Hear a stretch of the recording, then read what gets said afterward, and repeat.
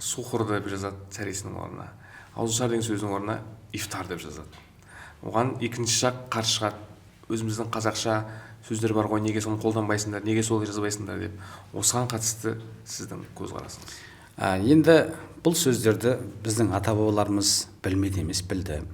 Бірақ ата-бабаларымыз өзінің ұрпағына, өзінің ұғынықты тілменен соны дін мен дәстүрін сабақтастырып отырып, сұхурды сәресі деді, кешке жаңағы ифтар деген нәрсені қазақша не аузыңды ашу керек па, онда ауызашар деді, ораза айт деді.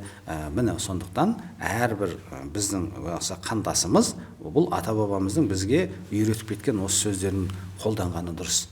Яғни Құдай қаласа, Алла бұйырса, мысалы, көп қой біздің осы діни терминдеріміз қазақшаланған. Сол себепті мынау арабша атаумен атау керек деген ешқандай да бір шарт жоқ.